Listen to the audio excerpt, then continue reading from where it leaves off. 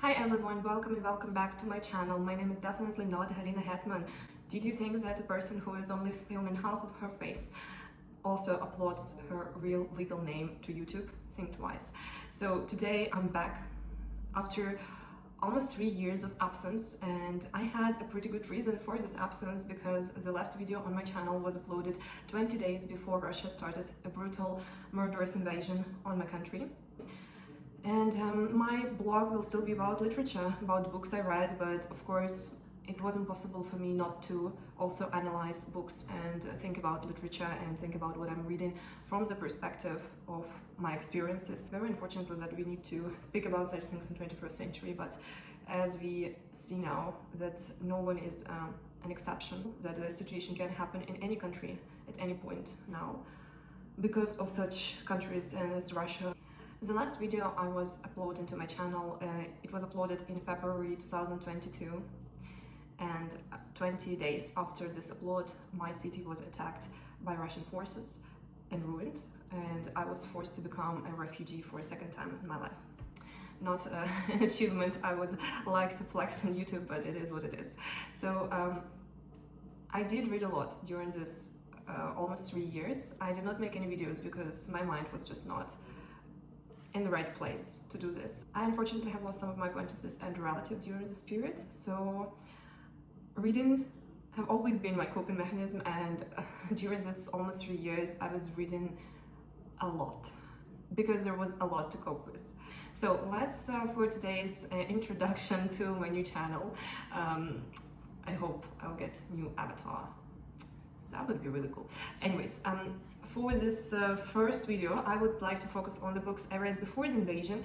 And yeah, it was a few years ago, but the choices I made when I still did not believe that it would happen, that in the 21st century it is possible for one country to attack another in such a brutal manner without any provocation, without any reason except to grab the land and kill people and do genocide basically. In the context of a few months of 2022 before the invasion, some of the choices I made, some of the books I read were really ironic, if you know, to look at this in the perspective of all of the things happened after this. So the first book was actually really sweet. It was at this time a new release of J.K. Rowling, The Christmas Pig.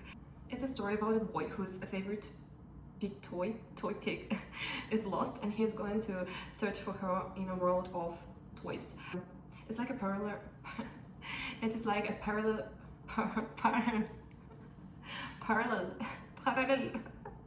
It's like a parallel reality of lost things, and he is going there to search for his favorite toy.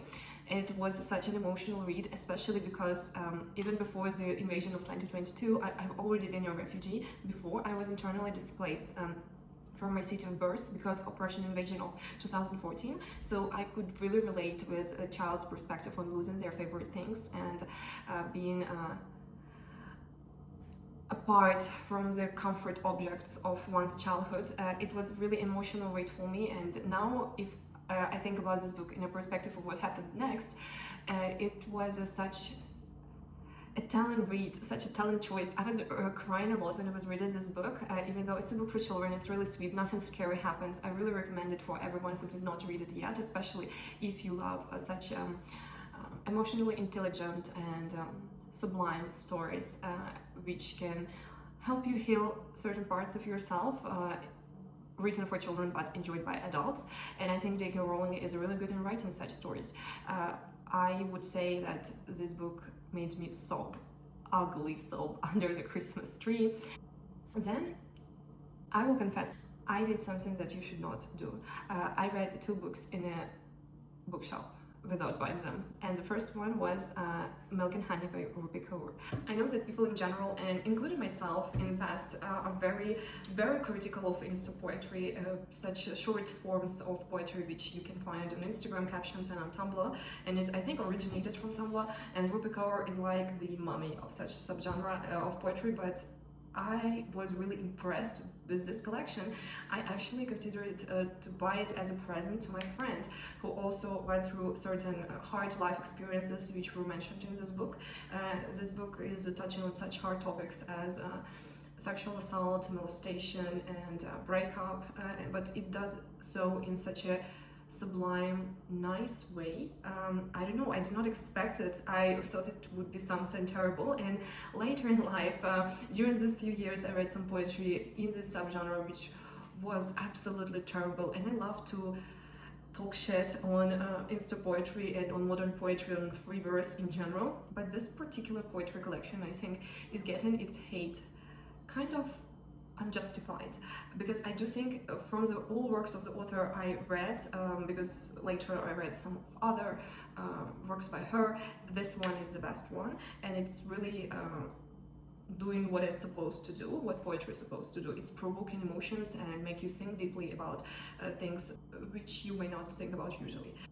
And I maybe attribute all of these qualities towards this collection because of the beautiful Ukrainian translation made by Irina Shuvalova. She was good at her work because some of the poems even rhymed in her translation, and it's kind of hard to translate some of the wordplay, you know, in the different languages because English is such a language of short words, if I may say so, and Ukrainian is totally different, but the translator did a perfect, superb job, so I really enjoyed it, and I was even considering buying this book, so I think it says a lot, especially when we are talking about Insta poetry. And another book I read without buying it, which is embarrassing honestly, was by Kitty O'Neill. It was called Dewdrop. It's a book for kids, and the author is the one I really like.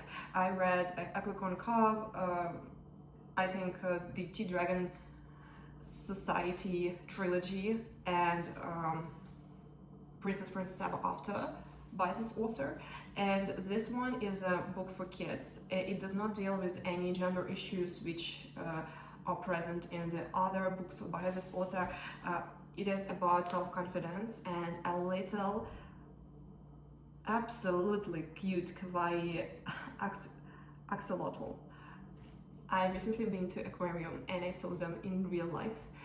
They are the best, the cutest creatures on the undersea.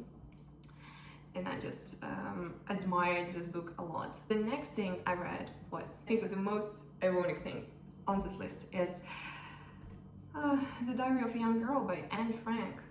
I read it before the invasion, and during the invasion, my mom read it while being under bombing. It is such a sad coincidence that I bought this book that year. She was really like a friend of mine when I finished the book, and it is the most devastating fact that you know how the book ends, because you know what happened with her and her family.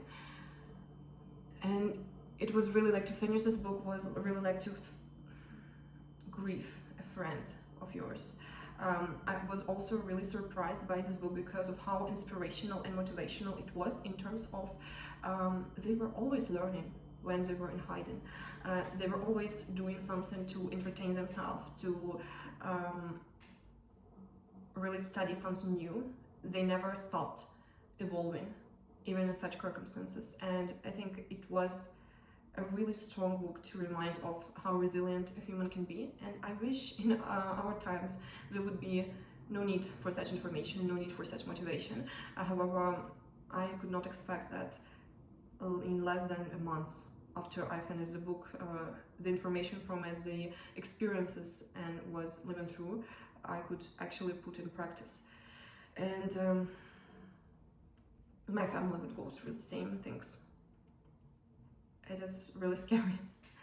But after I finished the book, I decided, okay, let's be honest, after I finished the book and I cried for a few days, then I decided that for my mental health, I need to read something else about Anne, and I decided on Anne Frank's diary, the graphic adaptation of her physical diary. So this diary was adapted by Ari Folman and David Polonsky, with original text from Anne Frank's diary.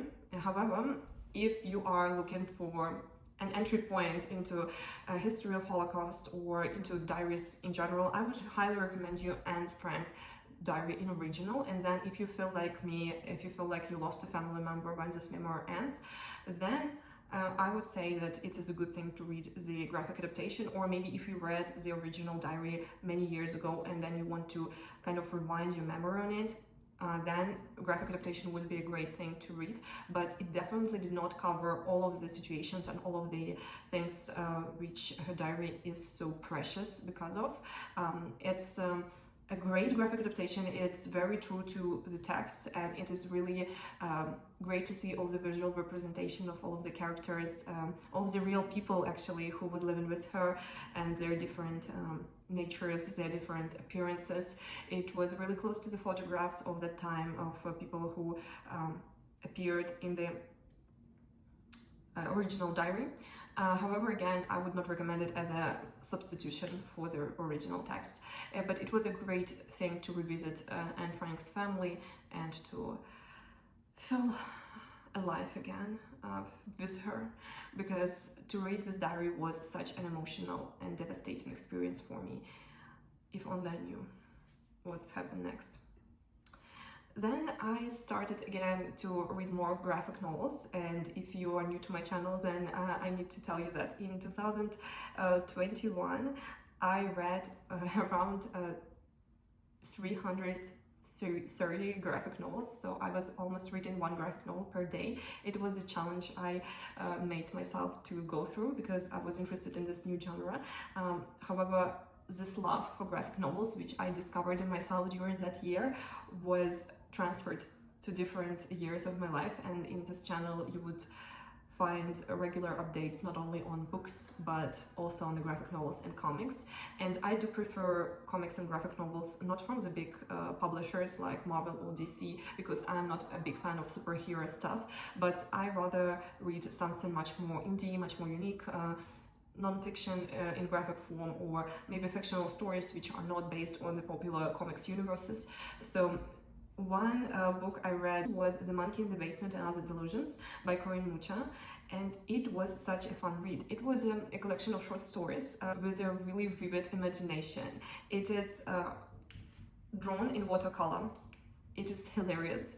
There's only 3 stories, but I still remember 2 of them. And I definitely recommend it to a wider audience, because now, even on Goodreads, I'm now seeing this book has 13 ratings and 3 reviews, one of which is mine. It does deserve much wider attention, and I hope if you get any takeaway from this video, it would be to go and read this really short book. Then I read a French graphic novel about let's say an African country, because it is not specified about which exact country the authors are telling the story of.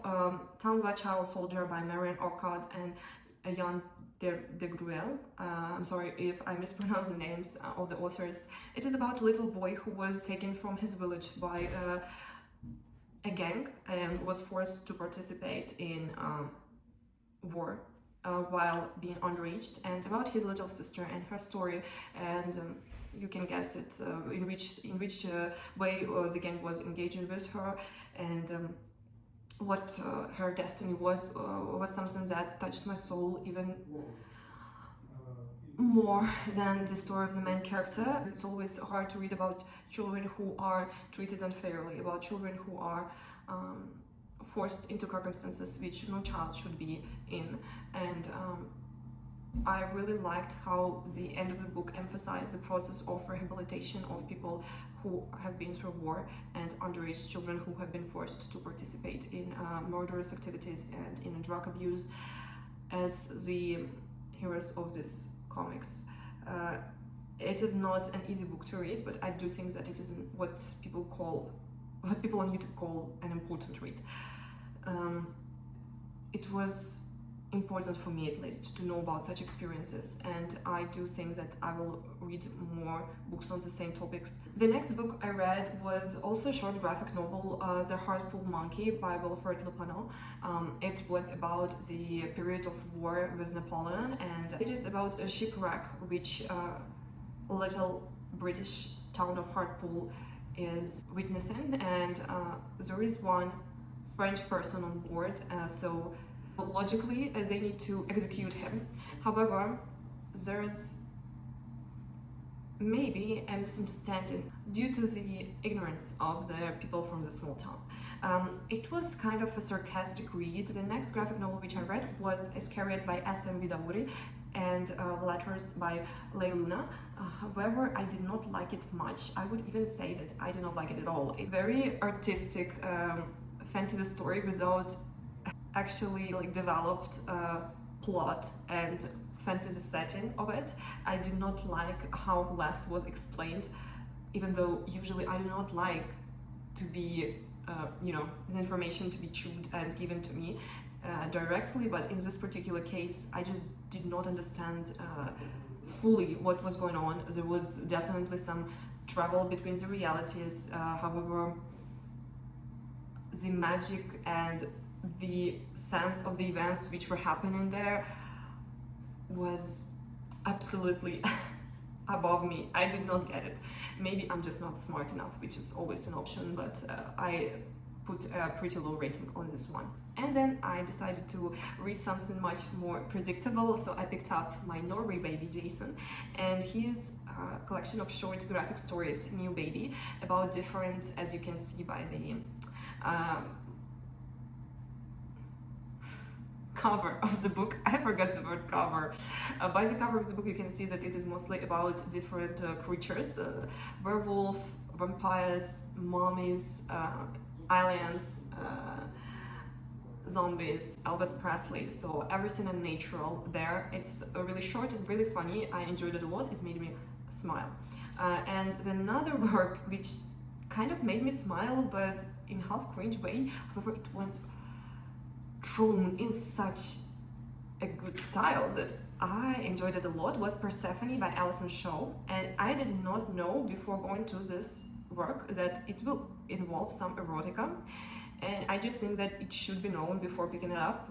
Maybe I could guess it by looking at the cover and at the Persephone status on it, but I really did not think that there will be such hot themes as there are in this book, and they're like, okay, they're not too explicit, but they're pretty hot, and I liked it.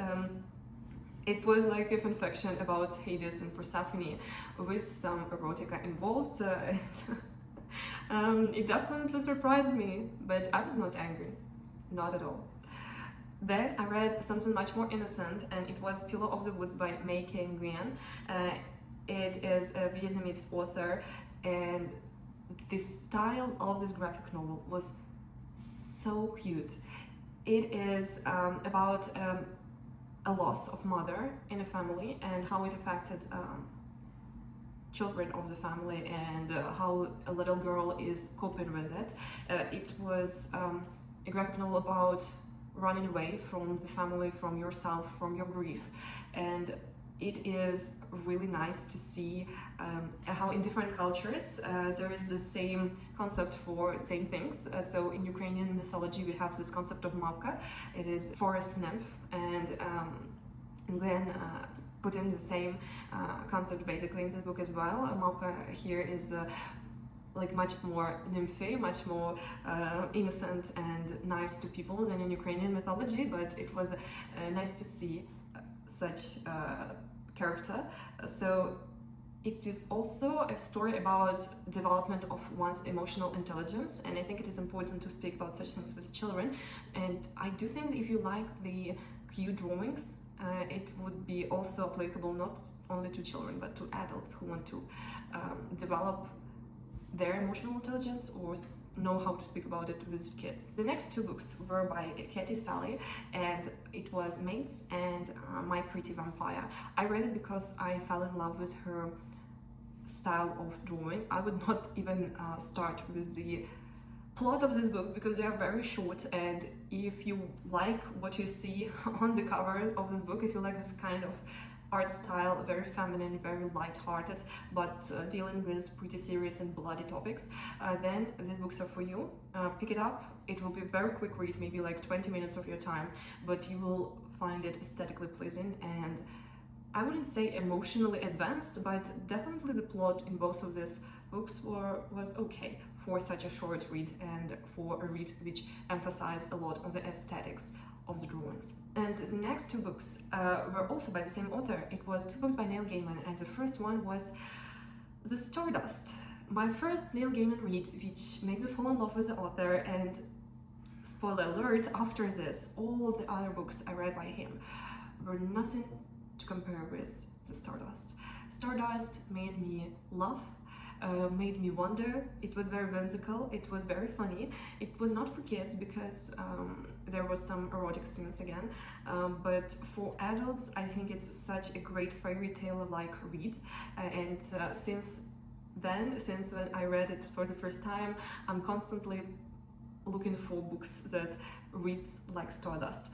However, after this, I had a logical thought: if I liked the Stardust, maybe other works by Neil Gaiman will be for me as well, and it was not the case. I also read Coraline right after the Stardust, especially given that her popularity is much higher. There is a whole Tim Burton movie out of it, and I hated it so much that I gave it 1 star. Compared with the highest rating and the highest feeling towards the Stardust, it was really like really unpleasurable, because I did not understand, and I still don't understand, why people are so hyped about it, why it is recommended to middle graders, and it is presented in many lists of best books for middle grade. In my universe, kids should not read such stories, because there is already so many scary things going on in our world, and why we need to scare them. Additionally, I don't know, I was 23 years old when I read it, and the night after I read it, it's a really short read, I read it in one evening, and the night after it, I was sleeping so bad, I had nightmares. And back then, I wasn't even as traumatized as I am now, so I had pretty stable psychology back then. And let's finish with the most awful read of that period of my life, the read which made me really angry, and I'm still angry at it, at the author, at the publishers, and at the people who read it without any critical thinking, and it is The Tattooist of Auschwitz by Heather Morris. What should I start with? Firstly, after reading it and after loathing it, I saw some people in airport reading it as well, and I really tried my best not to come and comment on their reading choices, and not to engage myself in a very heated discussion about the historical context of this novel, because this novel is very weird. It's absolutely unresearched. It is written by an Australian author who have never been to Auschwitz, who have never did any historical research except just asking stories from a survivor and running with it. She did not consult with any other professionals in the field. The Auschwitz Museum posted on all their social medias and on their resources that you should not take the content of this book seriously, and you should not think that this was an actual representation of life in Auschwitz, because in this book, Auschwitz prisoners are literally like eating chocolate, having time and ability and physical like desire to have sex in barracks, which is kind of, I'm not saying that it had never happened, but it was definitely not a priority of people who are physically surviving and who are actually did not have enough things to eat. There was a good amount of romanticization of such awful circumstances, and I think it was absolutely unacceptable. When I read it, I was so angry. I know that it is the first part of the trilogy, but I did not have enough courage and enough self-control to go and read other books in the series, and I just think that it's very irresponsible for the publishers and for reviewers, for people who promote this book and sell it as it is without any disclaimer that events that are described in this book actually was not representative of the things that were going on in Auschwitz. And I think because of such hyped, romanticized books about love affairs of Auschwitz prisoners, we have so many people who actually deny the Holocaust now, because they did not see any actual sources, they did not see any historical documents, they just read a few books like this about how easy and enjoyable life of Auschwitz prisoners was. I'm not trying to even create some excuses for Holocaust deniers, obviously, but I think that such authors as Heather Morris, who made her fortune on tragedy she had never actually researched even, are part to blame for people who are so lighthearted about these events. So yeah, a little bit of good, a little bit of very bad, a little bit of angry, and it was hard to talk to the camera, but I hope I will get better with daily practice.